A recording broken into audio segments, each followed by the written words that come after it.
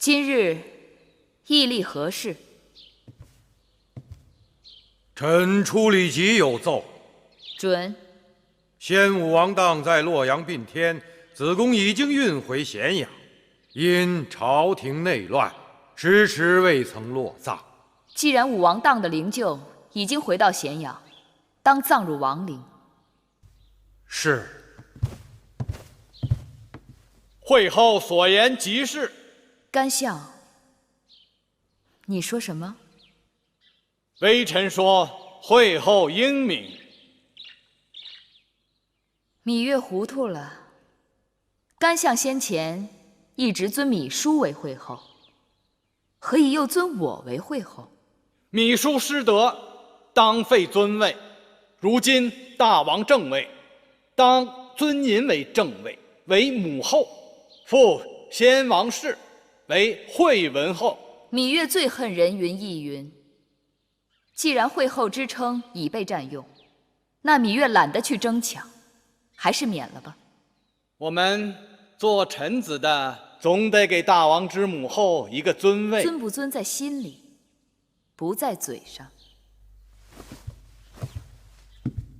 臣以为，芈姝以惠文后身份行令数年，未免混淆，当为芈夫人另拟一尊号。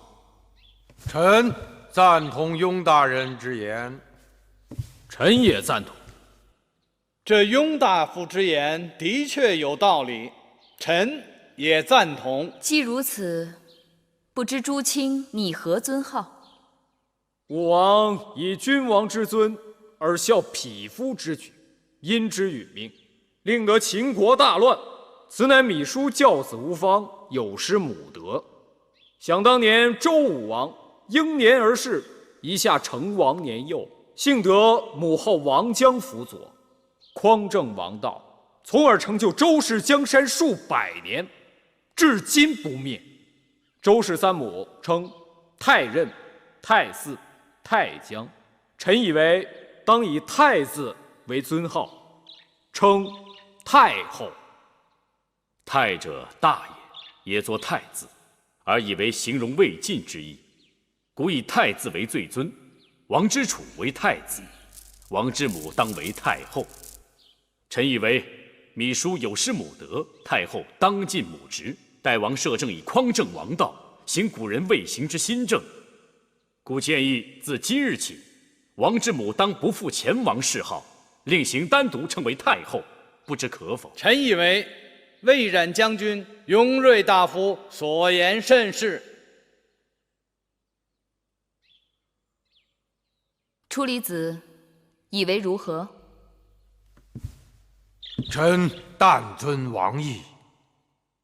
既如此，自今日起就尊圣母为太后。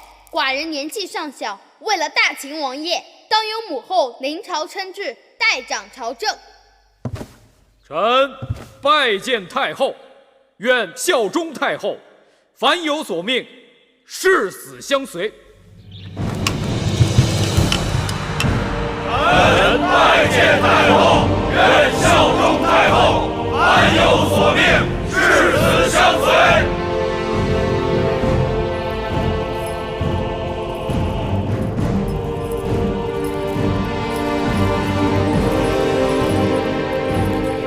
芈月愿与众卿携手，兴我大秦王业。兴我大秦王业，兴我大秦王业。公元前306年，在魏冉和初里吉等人的支持下，秦昭王嬴稷登基。因其年幼，其母芈月听政。自此开端，中国历史上有了第一个太后。芈月开始了长达41年的执政生涯，史称宣太后。如今那公子既已经登基了，我们忙活了这么久，全是在为他人做嫁衣裳。我们的运气算好的了，不知这芈月是一时顾及不上，还是有别的顾忌，竟然没有即刻追究我们给他下蛊的罪责。按理说，芈月和我们结怨极深，就算不即刻拿走我们的人头，也应该把我们打到掖庭冷宫去。谁料却把你我放在这披香殿，也不知道他是什么打算。他那是欲投鼠而忌器，不得已而为之，这是为了收服人心。只要华哥哥和诸公子们继续拥兵自重，我想芈月就不会即刻动咱们。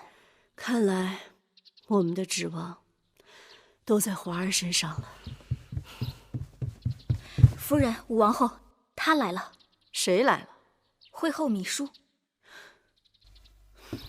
他来干什么？会后来了。会后可是宫里的老人了，莫非连规矩都不懂了？到我这儿横冲直撞的，也不事先通报一声。真是一场大梦。先前武王后怀胎10月，信誓旦旦说是荡儿的骨肉，原来只是儿戏。姑母，会后当真还惦记着那孩子呢。真是好笑。那这就是你的孙儿。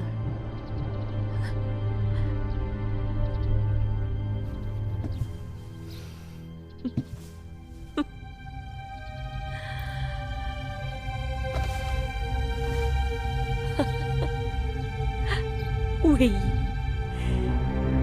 这就是你干的好事。好歹当儿是你的夫君。会后，大王不在了，我跟姑母总得寻条活路吧。沉鱼也好，贾云也罢，可你们不能去害公子壮。我们哪里有害公子壮？我们只是派人把他送到华儿那儿去了。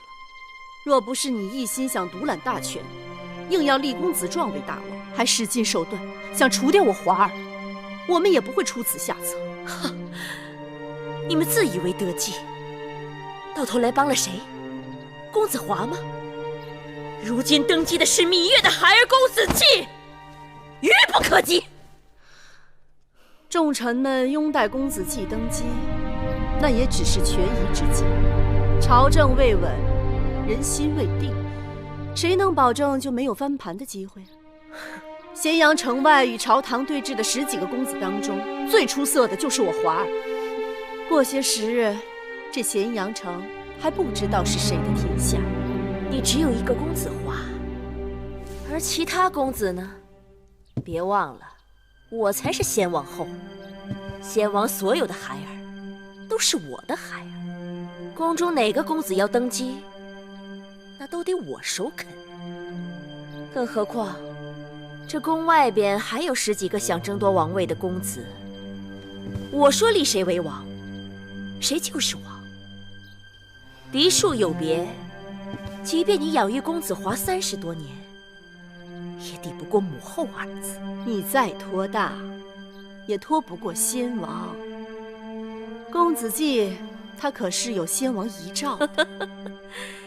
大不过先王这话不假，可你怎知道那遗诏不是伪造的？芈月伪造遗诏，罪不可赦。从今以后，国之要政，就要拜托出离子和雍大人你等重臣了。微臣不敢。朕坐于宣誓殿，如坐针毡，纵目望去，大秦内忧外患，国势崩溃。如今是强敌环伺，百废待兴，而新王弱小，势单力孤。你们看，该作何打算才好？武王当在位时，关闭四方馆，只用匹夫莽汉，弃用贤良之才。诸公子之乱，又让上君当年所立秦法名存实亡。军队分成无数派系，国家连年外征内战，人丁减少，田园荒废。最大的症结是，有魏、楚、赵、韩、燕等国军队驻在函谷关外，只等瓜分秦国。依微臣看，这诸公子之乱是当务之急。当初诸公子为争王位而相互残杀，如今新王继位，应设法说服他们，以江山社稷为重，臣服新王。函谷关外军情危急，诸国皆通报要向我大秦派出使者，说是入咸阳朝贺，实则心怀恶意，想与我大秦讨价还价。据可靠消息，前不久魏楚韩三国就偷偷派人前往雍城，与公子华密谈。有诸国在公子们的后面煽风点火，想让造反的公子们偃旗息鼓，只怕得大费周折。列国本打算让我们秦人一味自相残杀下去，然后不费吹灰之力便可瓜分秦国。但如今新王继位，他们的如意算盘落空，自然是要赤膊上阵。如此看来，这内忧外患彼此息息相关。可眼下秦国的确是千疮百孔，重伤垂危。我不能再让他经受风雨和战争。秦国渴望休养生息，可列国却不肯给我们这样的机会。如此看来，先对付这5国强敌，那便是重中之重。驱散了函谷关外的虎狼，我们便可腾出手来对付内乱。而朱公子身后没有了列国的唆使，这闹事的心性也就会小了许多。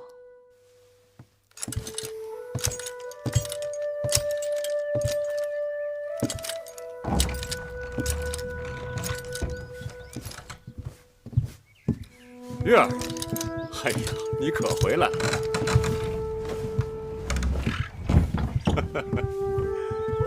哎呀，你这模样，好似已经几年都没见到我了。是啊，你在这宣誓殿一待就是1日，我都来了好几趟了，也不见你的影子。宫中事务繁杂，百废待兴，我也是身不由己。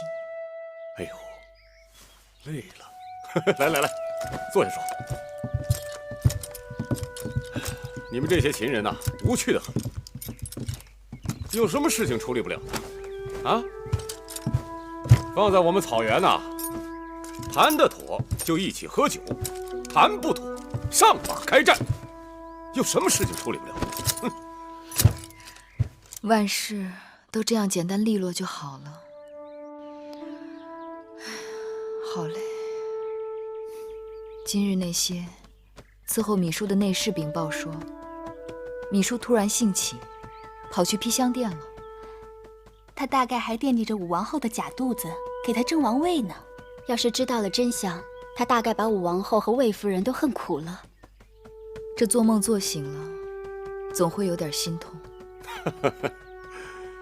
你们先前这个秦王啊，也算个好汉，但眼光不行，养了那么些个恶婆娘。有几个女子做女儿家的时候，不是冰清玉洁的，可到了这后宫，就菊花为止。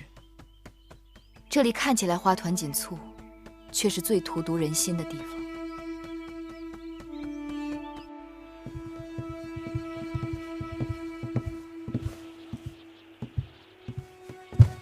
天寒地冻，膳房特地给惠后熬了些肉羹，望惠后保重身子，辛苦姑姑了。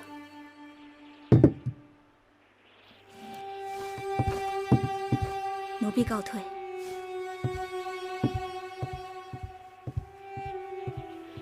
惠后，既然做了，那就吃点吧。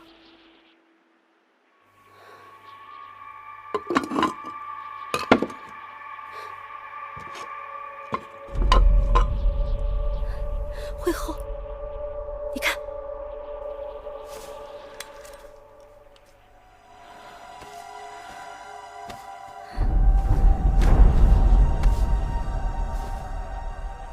哼，我以为甘茂弃我而去，看来他还是识时务的。依婢子看，甘茂这人是脚踏2条船，楚离子等人在背后捣鬼。他从未事先对惠后提醒，公子既登基那日，他又临时倒戈，什么东西？臣子们的忠心是要有代价的。当日甘茂以为大势已去，一心想着攀新主子的高枝，只可惜他在芈月那儿是热脸贴人家的冷屁股。回头想来，还是我这条船更为稳妥。如今有了出宫符节，魏延又写了亲笔信给公子华，杜瑾也联系上了公子华，我们可以离开咸阳了。月儿，怎么了？秘书那个恶婆娘，她跑了。秘书跑了？据说这2日她一直闹头疼，把身边伺候她的人全都赶走了。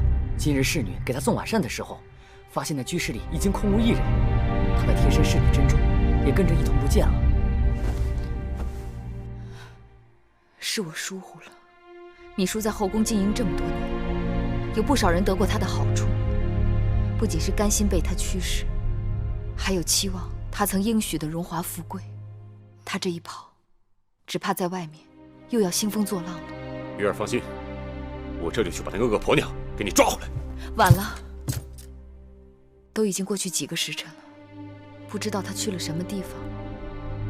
更何况，眼下咸阳城中兵力空虚，我已派魏冉去了函谷关，接替原来的守将。剩下的禁军里头很难知道，有多少是真正的自己人。月儿，既然如此，就由我们一群人与秦军共同把守宫禁，保你安枕无忧。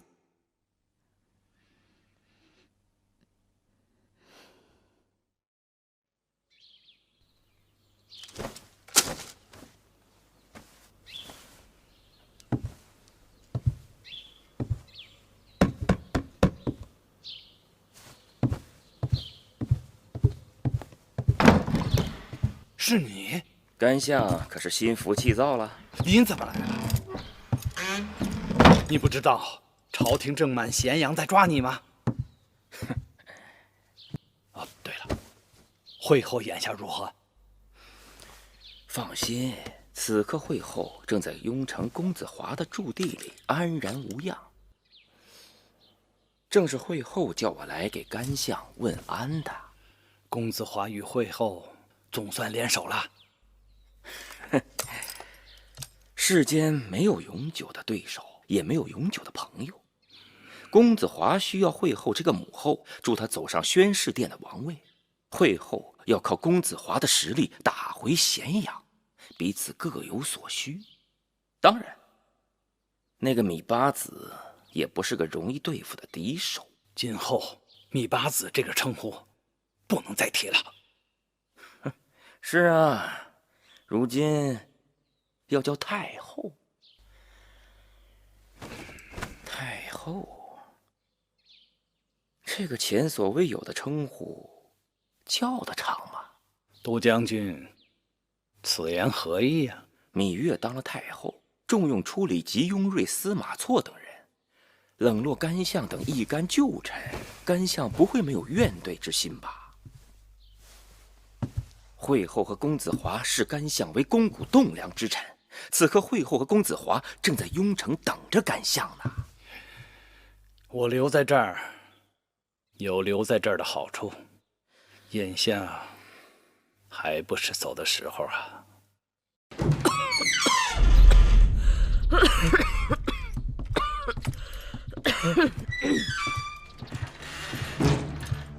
拜见母后。拜见母后。免礼，坐吧。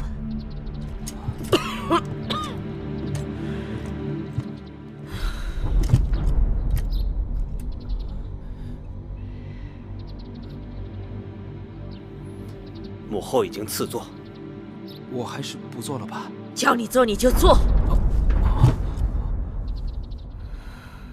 眼下，我们与咸阳那边的战事陷入了僵局。我找你们来，就是想看看你等有何高见。当日父王杀商鞅而不废新法，而今在朝中支持芈月的那些人，有很多都是在新法实施以后而得以提拔的重臣。新法废除旧的世卿世禄，以军功大小定王族身份之高低。那些没有军功的宗室儿女转眼落魄，对此，甘茂等旧臣和宗室旧族早已耿耿于怀。假如我们宣布在秦国废新法，而恢复旧制，如此可以得到各郡县原来封地爵位被削了的旧族支持，亦可打击在朝中拥立芈月的那些臣子们。兄长，高瞻远瞩，高瞻远瞩。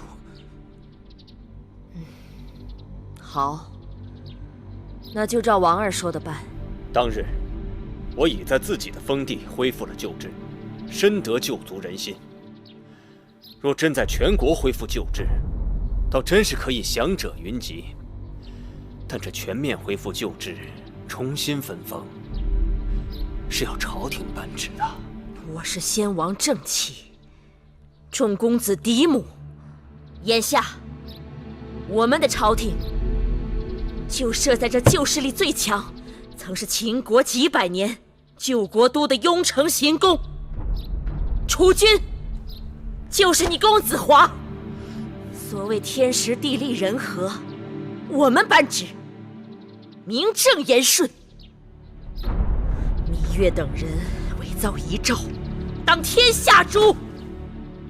只要旧族当中愿意跟我们走的，立即宣召下去，恢复他们旧日爵禄，世袭代代相传。如此一来，只怕秦国真的要乱一阵子了。乱了好啊，乱了天下，芈月母子就能早日父慈。等我重回咸阳宫，我定以嫡母之位封你为秦王。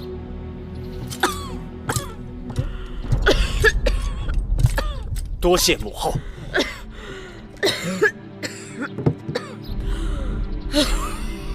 下去吧。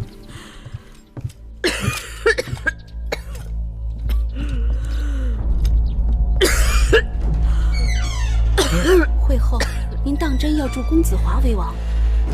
自然当真。你看那没出息的公子壮，这才到公子华身边被调教几日，就一副心甘情愿做应声虫的样子，真是亡我当日想立他为大王，看走了眼。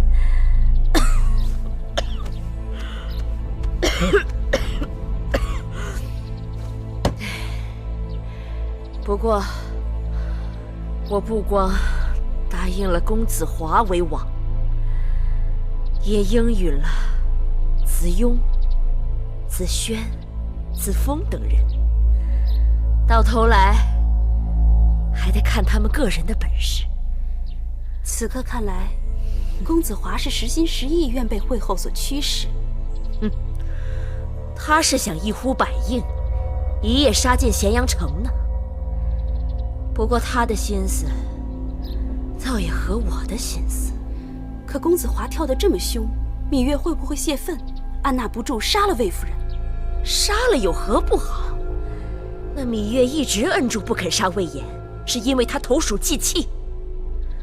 那魏延与魏仪与我深仇宿怨，魏延肯写信给公子华，让他与我联手，还不是想借我之手扶公子华上位？可公子华要一上位，那魏延等人还会对我感恩戴德吗？芈姝逃到雍城，与嬴华联手昭告天下，另立朝廷废除新法，给失了权势的宗室旧族们恢复爵禄，并散布谣言说遗诏有违。这么一来，可有些人要蠢蠢欲动了。苍蝇驱邪，必会有人助纣为虐。但天下有识之士，不会情愿跟他们走的。造反的公子都是先王之后，芈姝又是先王的嫡妻，他们抱团的确是大秦的心腹之患。公子们造反，并非都是情愿。公子华与他们结盟，也并非都是牢不可破。当日武王当猝死，王位空悬，芈姝弄权。有的公子觉得不公，奋起造反，如今王位已定，朝廷不妨给他们指一条更好的路。我已经书信给过去的旧友，请他们进宫做客。照理讲，有一个人今日就该到咸阳了。太后，您看谁来了？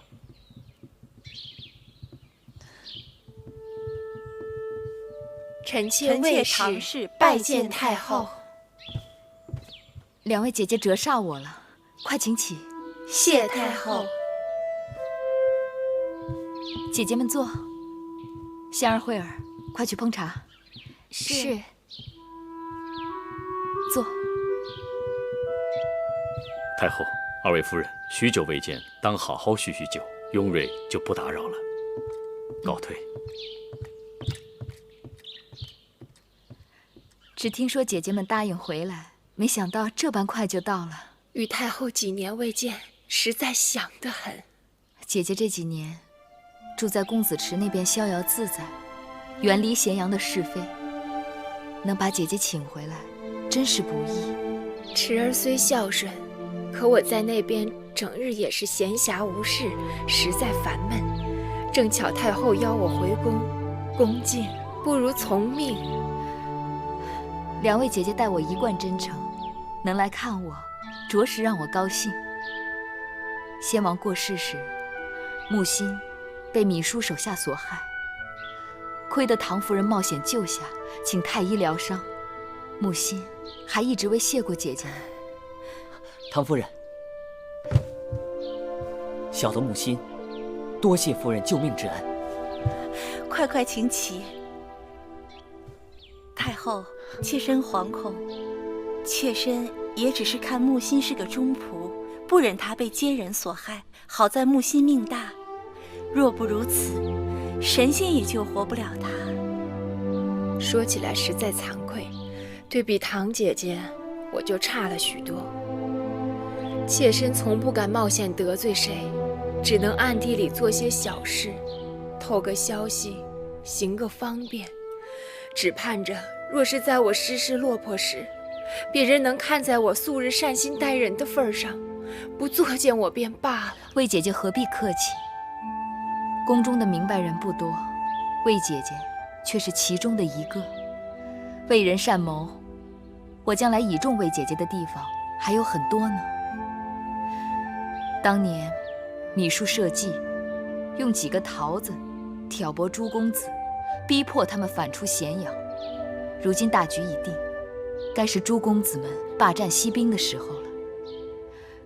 不知对此，魏姐姐有何看法？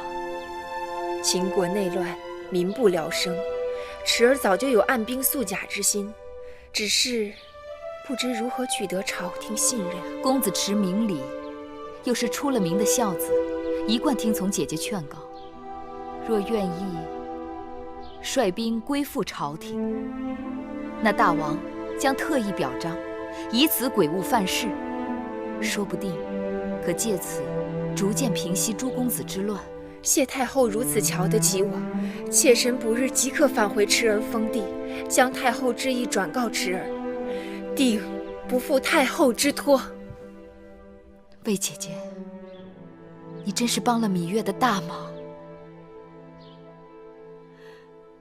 另外，唐姐姐，你在宫中的人缘最好，与公子雍的母亲又是表姐妹，不知是否愿意出面劝说公子雍母子归降？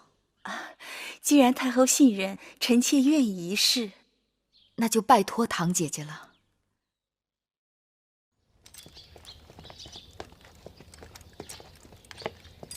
进去吧。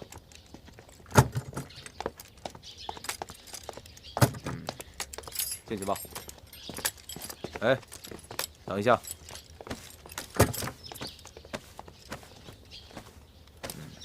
进去吧。岂有此理！简直是闻所未闻。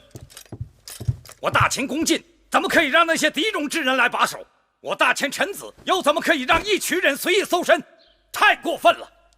我们手头的兵马都调去平乱了，眼下这攻进守卫之事，实在是捉襟见肘啊！这蒙将军啊，说的甚是。再怎么说啊，也不能让胡人在宫里胡作非为。这一眼望去啊，简直成了狄戎人天下了。甘相此话不妥。义渠在先会文王之时，就是我大秦的一部分了。此刻你张口胡人，闭口狄戎，岂不是要把他们赶出去？紧急军情！紧急军情！紧急军情！紧急军情！禀太后，公子华就和公子轩、公子峰和公子少官等8位公子，以奉会后之命为由，欲进逼咸阳，讨伐大王和太后。函谷关外的各国兵马也与众公子遥降呼应，蠢蠢欲动。有魏冉在，我不用担心函谷关。谋反公子的兵马离咸阳还有多远？公子峰的兵马进展最快，离咸阳大约还有5日的路程。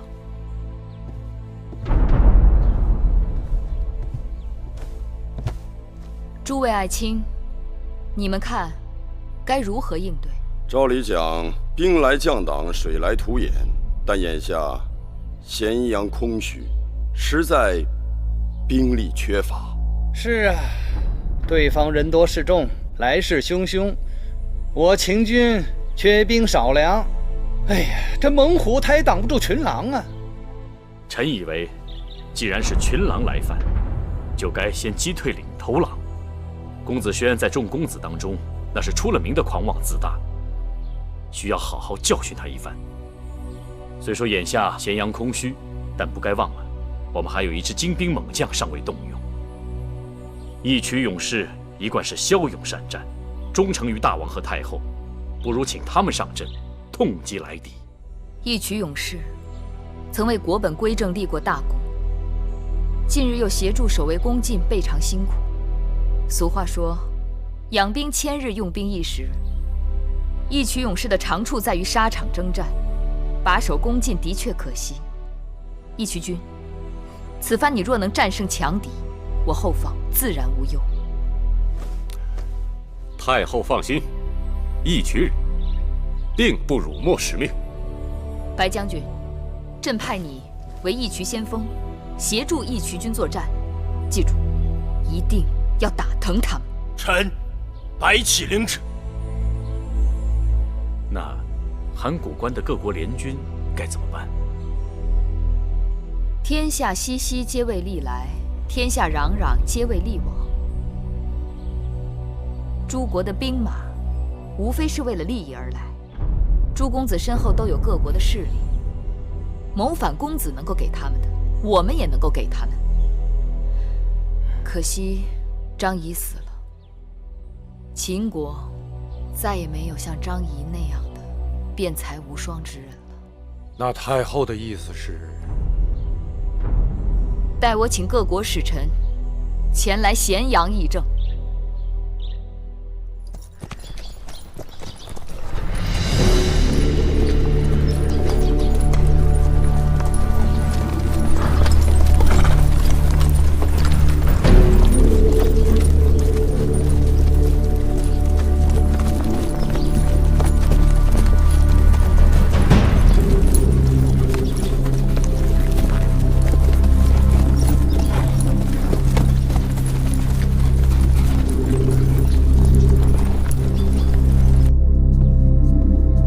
拜见太后。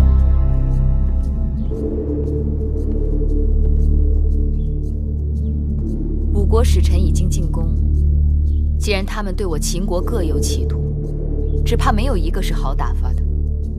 如何应对？诸卿可有高见？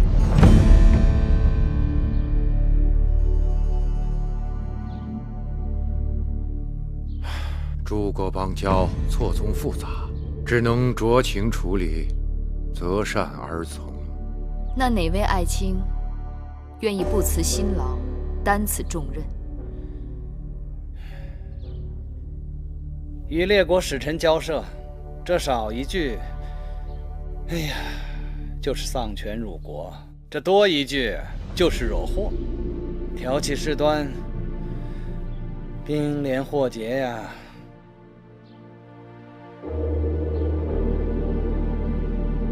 既然如此，那就由朕亲自出马了。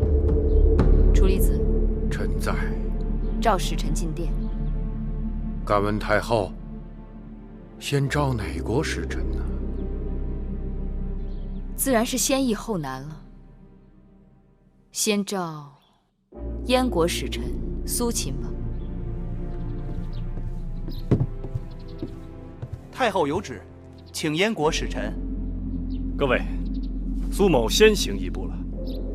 请苏先生请。苏先生请。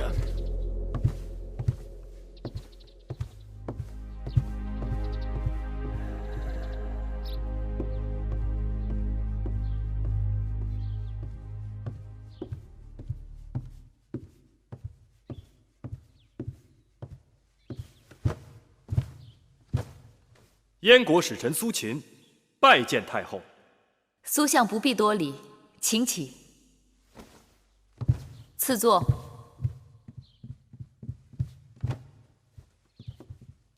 苏相，请上座。谢太后。眼下我就是想把你割让给韩国、楚国的城池土地都拿回来，省得那些老家伙们在朝堂上鼓噪个没完。别的倒也罢了，那连接巴蜀的上庸之地，是秦楚必争之地，凝聚着几代秦国君王的心血，由我手里交出去，的确心痛。你放心，他们拿你的东西，翟离让他们加倍奉还。刀剑无情，你自己要小心。你放心吧，这次只是去巴蜀给你们司马错将军做援军，风险不大。再说了，在当今世上，能在战场上杀死我翟离的人，还没出世呢。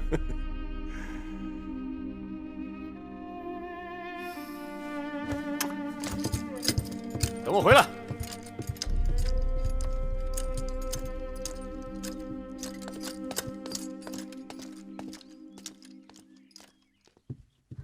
太后，大王来了。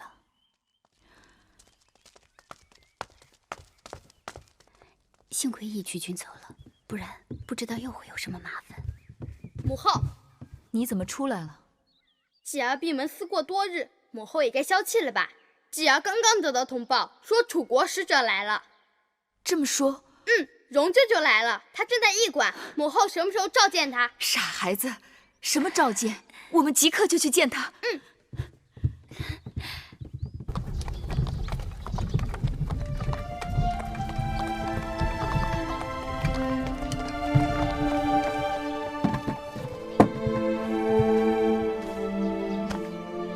拜见太后，拜见大王。人在哪儿？禀太后，在里面。蓉儿，蓉儿，姐姐，蓉儿，姐姐，我一直以为可以通过自己的努力获得封爵，可这么多年来一直是水中捞月，最后还是多亏了姐姐。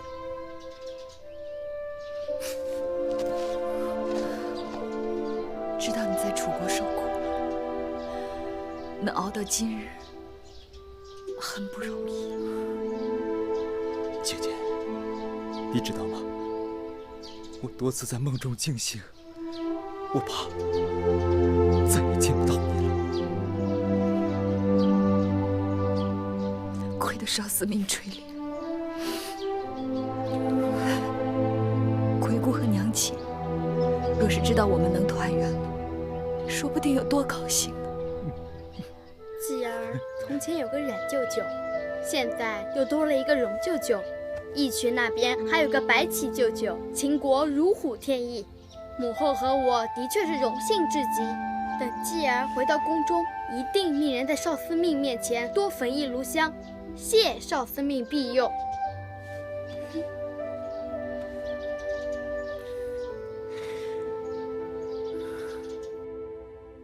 雍城那边这几个月来一直按兵不动，眼下秋粮丰收，王军征兵买马，草粮充沛，义渠军相助，司马错在巴蜀平乱顺利。诸公子当中，魏良人的儿子公子池已率先向朝廷表示归降，其他公子也有人悄悄向朝廷表示了归顺之心。因朝廷下旨，凡宗室旧族支持公子们造反者，一律取消爵禄和暗例供给。旧族们开始与叛军疏远，诸公子闹事的气焰日渐式微。楚离子，你看呢？是时候了。好，你是大宗伯，掌管宗室之事，平日里又与众公子们多有来往，就由你即刻写信给诸公子，就说大王与他们本属骨肉至亲，他们割据造反也是为了自保，所以既往不咎。大秦儿郎不能自相残杀，图为亲痛仇快，请他们回咸阳共佐大王。若不肯归降，就以叛逆之罪行征伐之师，到时候就后悔晚矣。是。这是刚在边关截获的会后敏书发给大王的信函。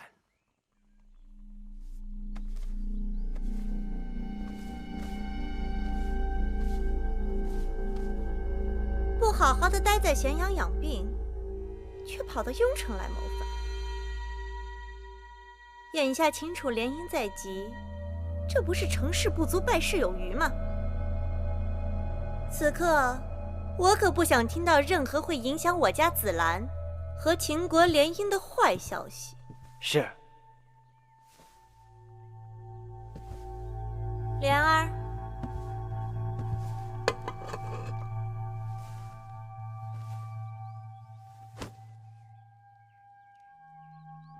蒙将军当真要冒险去雍城？蒙敖，承太后不杀之恩，悔不该当日做出那些糊涂之事。眼下雍城的旧部仍然在走我以前的错路，蒙敖不忍看兄弟们自相残杀去送死。如能劝他们归降太后，于公于私都是好事啊。好。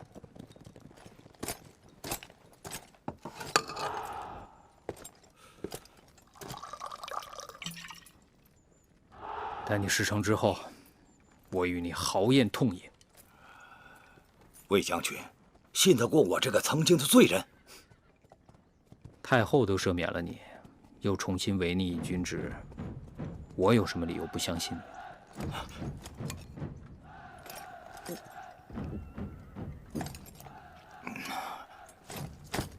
末将告辞。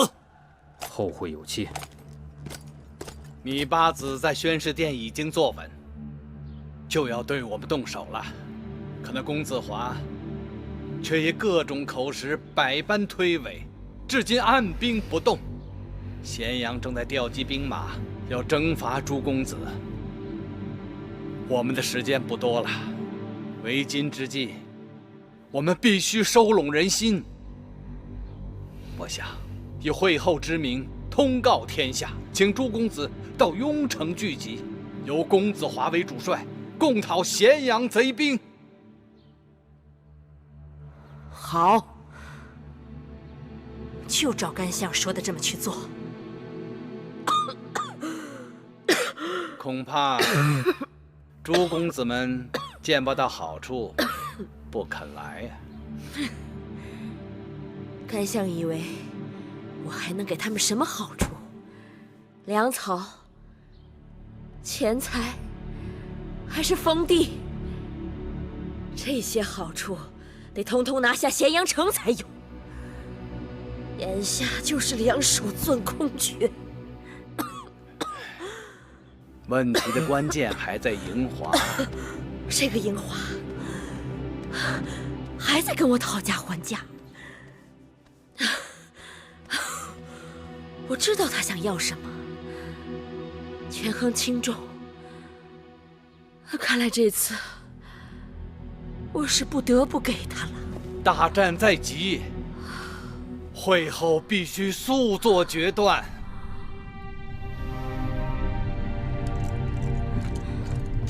母亲，会后准备即刻下诏，立我为秦王。会后要立你为王了，太好了，太好了！终于盼到这一日了，华儿，你是大王了！你当了大王，出征讨伐贼子，也好出师有名，号令天下，招抚王军归降。母亲，母亲，母亲！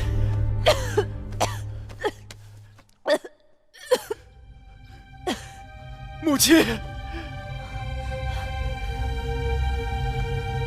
华儿，你是大王了。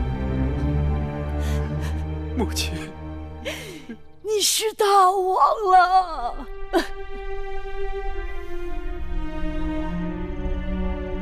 诸位将士，我嬴华临危受命为秦王，肩负社稷江山之重任。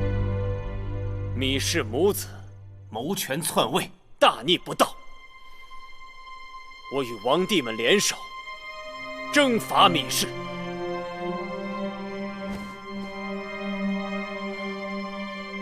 诸位若能助我成就大业，当裂土封疆，绝不相负。谨听大王之命。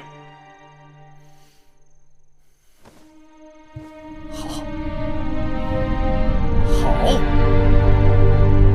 人绝不负诸位爱卿今日之功，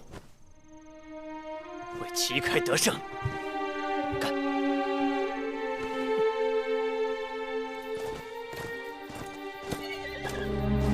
你们跟着我蒙骜出生入死多年，我想跟你们说几句心里话。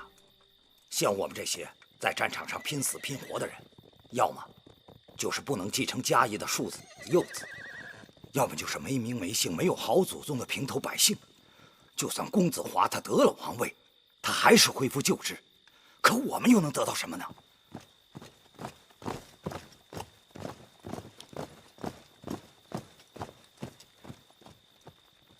如今秦人陷于内乱，我们与其给那些宗室旧族做鹰犬家奴，还不如去投效一个能够给我们公平的君王。至少心里头明白，我们拼死拼活的打仗是为了什么。如果我们战死沙场，我们的家人，他们又能得到怎样的保障？将军说的对，我们都听您的。将军说的对，我们听将军的。朕得到消息，公子华自立为伪王，恢复旧制，倒行逆施。另外一些叛乱公子的兵马也已经开始向雍城集结。我大秦王者之师95之尊，从今日起，我等将征伐诸公子之乱。楚礼吉，臣在。朕命你亲自起草讨伐檄文，将嬴华等人背道逆礼之罪昭告天下。遵旨。丢锐，臣在。你为中军主将。遵旨。白起，臣在。你为中军先锋。遵旨。魏然、李荣，臣在。你们各领一支人马，分头为左军和右军。我要你们以我的旨意，听从雍大人调遣，征伐雍城之叛军。遵旨。望尔等齐心协力，共同剿灭叛军，保我大秦一统江山。臣遵旨。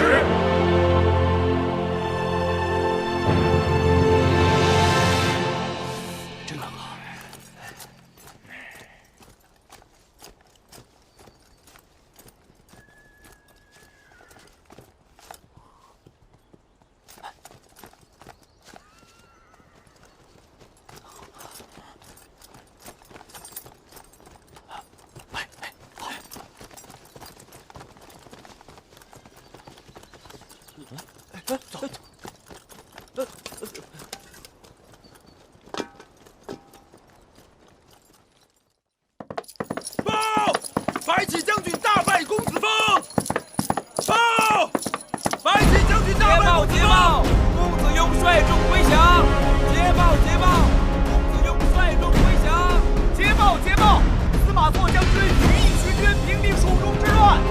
马座将军与义渠军平定蜀中之乱，捷报捷报！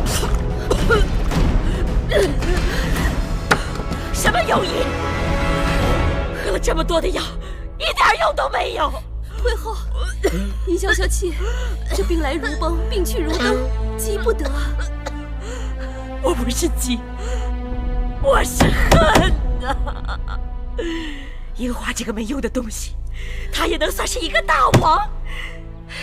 不但朱公子没有几个甘心跟随，就连他自己的将士都拢不住。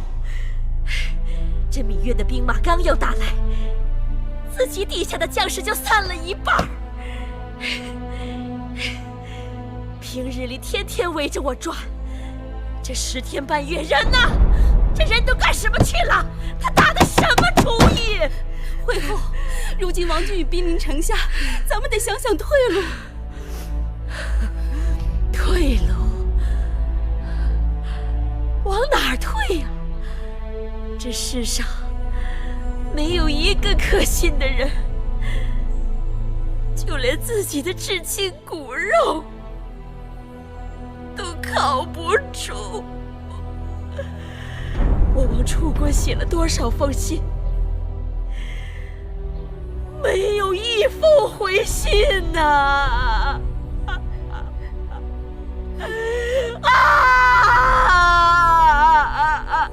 没有一封回信呐！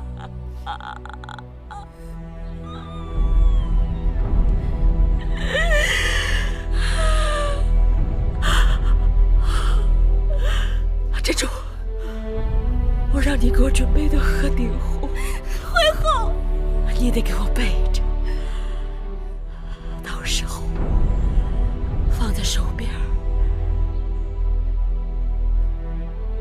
以免到时候措手不及。惠后。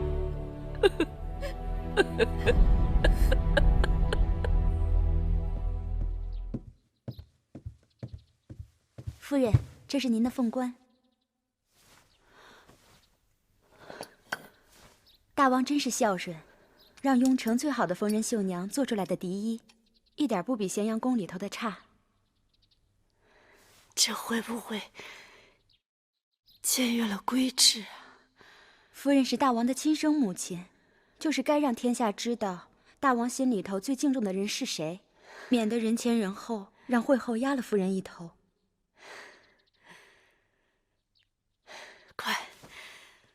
快扶我起来！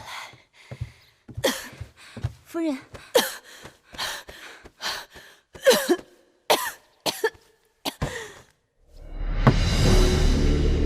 王军已经开始攻城了，大王，南门也兵力空虚呀，北门也快顶不住了，损失惨重啊！是啊，大王，大王，速做决断呐，大王！大王，大王！王军已经不是魏雅和白起的人马已经破城而入了这大王，莫慌，你们几个快随寡人冲出去！是。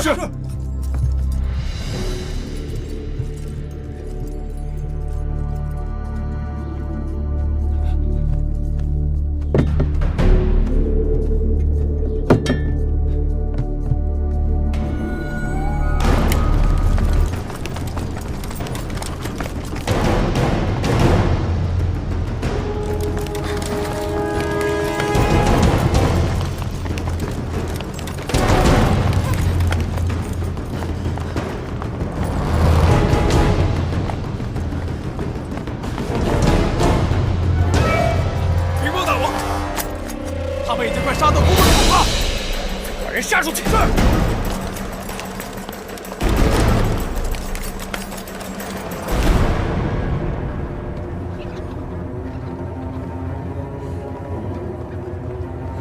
先生，咱们这是去哪儿啊？魏国。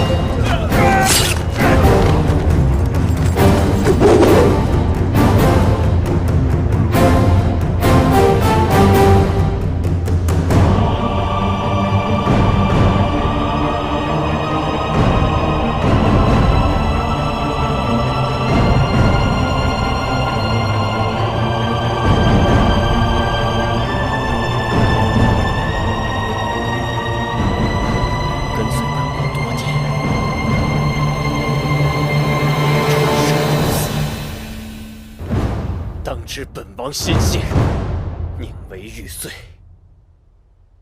不为瓦全。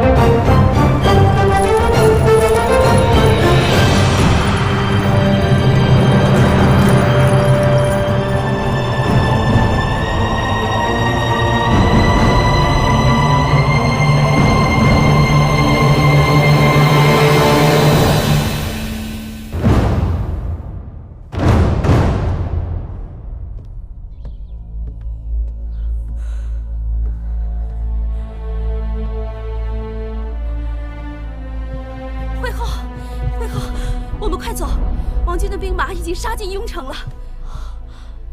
公子华呢？甘相呢？公子华生死不明，甘相也不知去向。惠后，我们快走啊！我让你准备的鹤顶红呢？给我，给我！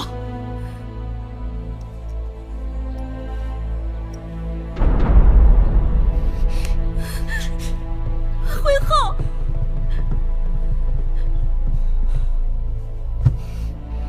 惠后。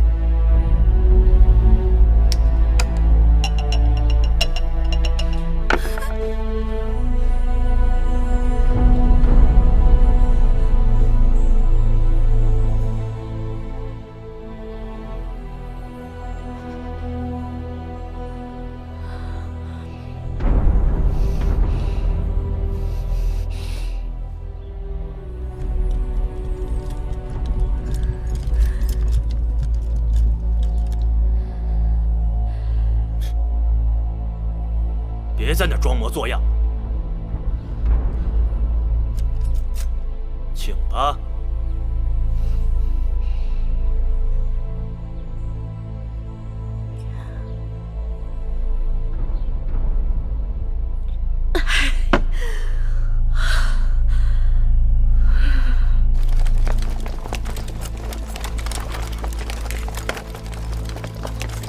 夫人，夫人，王君来了。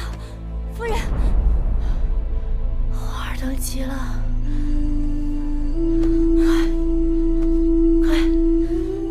快把我的第一拿过来。将军，夫人，快去。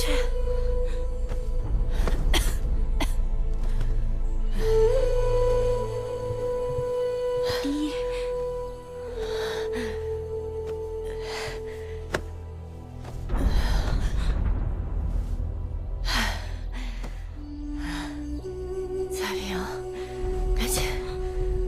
起来，换上第一，帮我把头发梳了。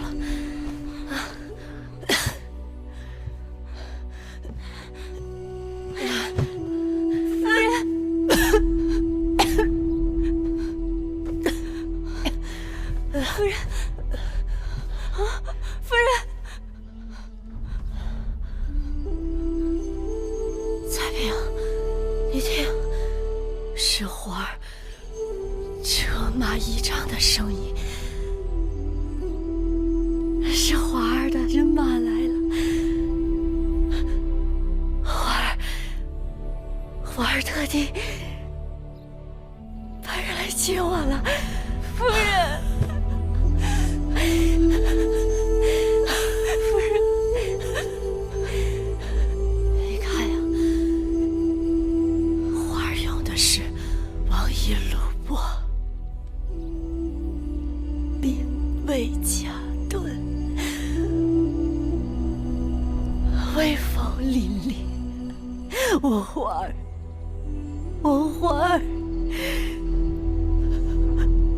花儿当上大王吧！快帮我把笛穿上！快！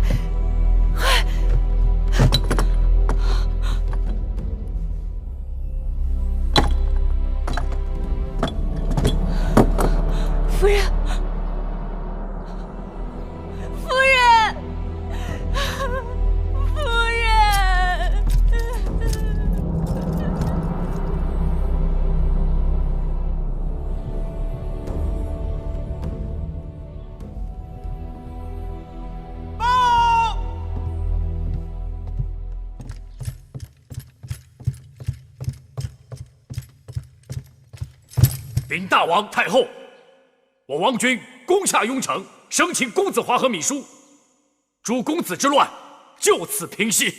臣恭贺大王，恭贺太后，兴起大秦社稷，从此四海升平，八方宁静，万国来朝，千秋太平。自此，在秦武王嬴荡死后，被史书上称为季军之乱的秦国3年内乱彻底平定。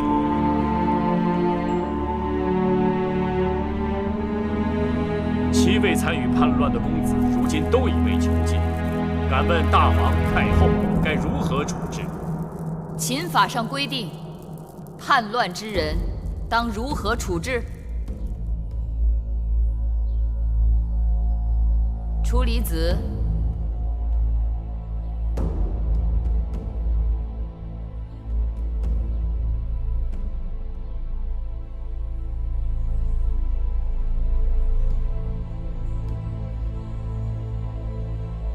司马将军，臣在。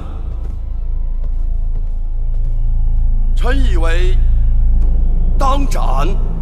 不可。有何不可？他们都是先王之子，纵有罪行，怎可与庶民同责罚？是啊，都是公子王孙，纵然是谋反，成者为王，败者只是不关痛痒的轻罚几下。江山社稷成了他们手中的玩物，全然不顾祖宗庙堂使路出没，8乡4野豺狼横行。3、5年后，他们高兴了再反一次。谁在意生灵涂炭、哀鸿遍野、民不聊生？不让他们付出代价，造反在我大秦便永远如同儿戏。枉死几万兵士、数十万庶民，亦如大风吹过，片叶不沾。如此国不成国，法不成法。一旦外敌到来，江山覆亡，呜呼哀哉，灰飞烟灭。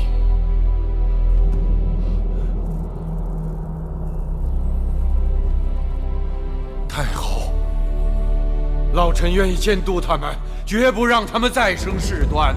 楚离子，你已经多大年纪？他们多大？你能活得过他们？你要知道，今日我把此事放到朝堂上来讲，就是要给天下人一个警示：乱我大秦者，当如何下场？太后，赵廷尉，依国法论，全部处斩。太后，你若将诸公子处斩，老臣再不敢立于朝堂了。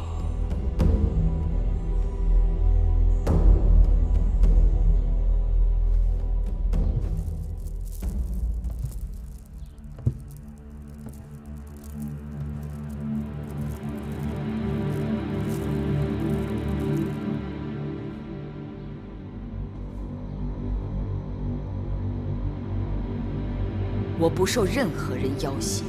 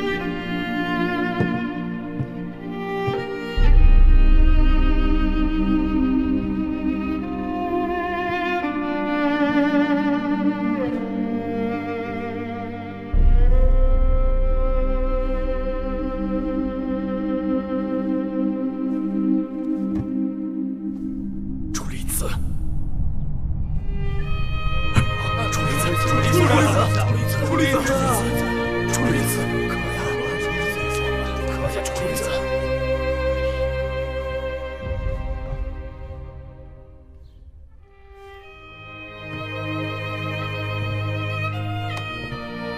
楚离子，三思啊！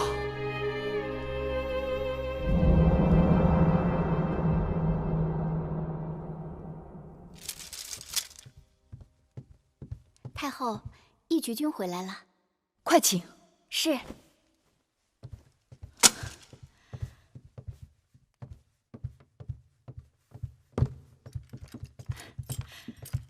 我的野马驹回来了。想死我了！说说，我走的这些时日，你可曾想我？日思夜想。都想什么了？想你会不会受伤？那你看看伤没伤？我怎么知道？简单呐，你亲手为我解开衣袍，不就什么都看见了？太后，大王来了。哎，你先避一避。你我之间有什么好回避？哎呀，这孩子长大了，但男女之情还是不太懂。孩子都长这么大了，他还不懂啊？就当是为了我啊！快，快！哎呀，快点啊，等不及了。母后，母后，母后！哎呀，都是大人了，怎么还这么毛毛躁躁的？母后，我来这是想问您，您真的要将那些造反的王兄们通通处死吗？是。那怎么了？可他们都是父王的儿子，也是我的手足兄弟啊。你说的对，也不对。他们是先王的儿子，是你同父异母的兄弟，但他们许多人并非是你的手足。此话怎讲？请母后明示。手足是什么？是互相扶持，互相依托。但他们只是磨得雪亮，互相厮杀的刀刃。这不怪你，也不怪他们。你父王在后宫中有不少女子，这些女子给你父王生了不少儿子。他们一出生，命里便注定，他们彼此之间会争斗不止。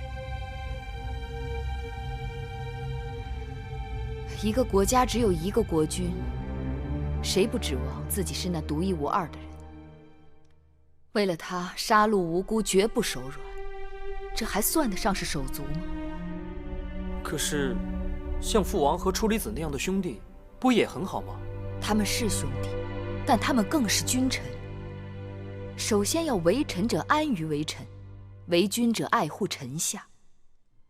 这样的兄弟，我已经给你留好了。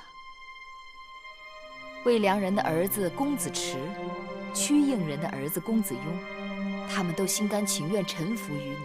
你能够有几个这样的臣下兄弟，足矣。母后，再给那些公子们一次机会吧。我给过他们每一个人机会。这几年之中，无数次派人劝说他们放下武器，入朝归来，可他们都拒绝了。这几年里，他们为了自己的私欲，扩大地盘，招兵买马，穷兵黩武，令得我大秦内乱不止，法度废弛，农田荒芜，人心混乱，多少性命葬送在这些公子操纵的私斗中。这是他们的大罪，百身莫赎。若是因为他们是公子王孙就可以免罪，那还要秦法何用？可母后这样杀了他们，只怕天下人会议论纷纷，他们会说母后不仁。哼，天下人要围攻秦国还欠理由，若因为怕就畏首畏尾，自废手脚，如何执政秦国？再者，既然这不仁的罪名一定要有人背，那就干脆让母亲来背吧。记得小时候你爱吃鱼，母亲总替你将鱼骨挑了，眼下母亲就把它们视作是鱼骨。等有一日你亲政了，就不会被这些鱼骨哽住喉咙。你就可以做一个天下人敬慕的仁义的大王。可不管怎么说，他们也是王族，人言千金之子，不死于世啊！矫情！不死于世死在哪里？有人谋逆，明明该死，却要我假意仁慈，发配他们到乱军之中，然后暗使手段，或下毒，或坠马，或落崖，让他们死得无声无息。我偏不，我要让天下人看到，我用国法杀他们，名正言顺，以儆效尤。我也要让天下人看到，我言出法随，一切都在光天化日之下，不必矫情伪饰。